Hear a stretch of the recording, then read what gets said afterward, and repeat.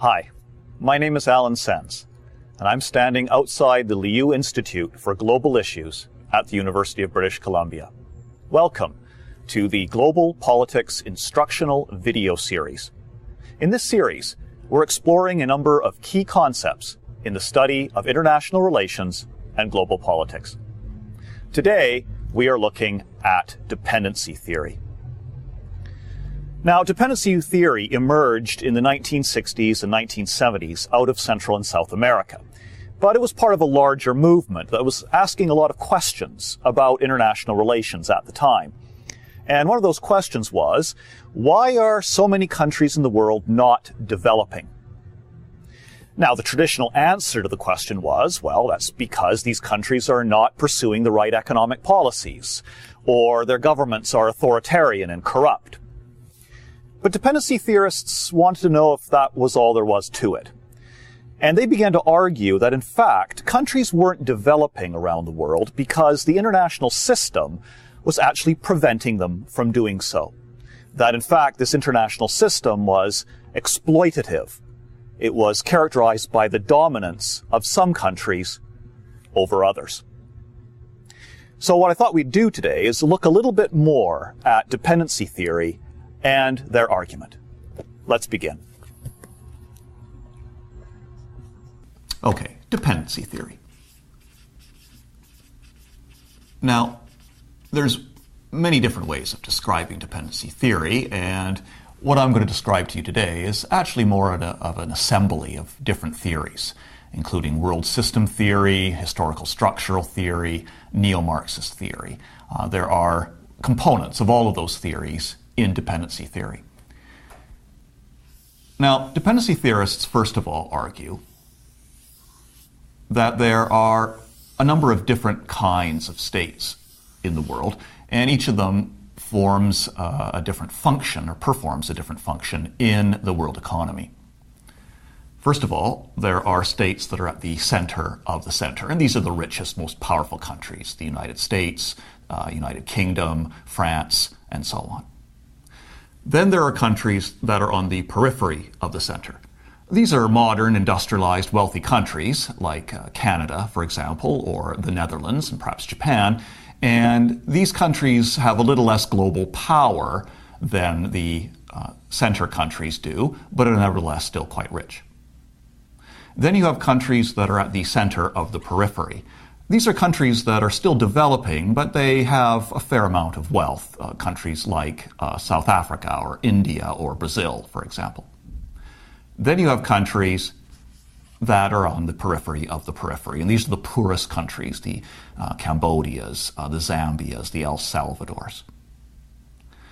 And what dependency theorists argue is that there is an international division of labor between all of these countries. And their argument is that the core countries, the center of the center countries, dominate in terms of industry, in terms of technology. They're the countries that have all of the research, technology, and capital-intensive industries. Meanwhile, countries in the periphery, especially, pretty much are characterized by resource extraction economies, agricultural production, and providing cheap labor. And as a result, the structure of the world economy is one in which the periphery of the center countries serve the economic interests of the richest countries. The countries on the center of the periphery serve the interests of both the core countries and the periphery of the center countries. And naturally, the countries on the periphery of the periphery, they serve the economic interests of everybody else. So it's sort of an all roads lead to Rome kind of situation in the international economy. The periphery countries all serve the interests of the more wealthy countries. The second argument that dependency theorists make is that there is a class distinction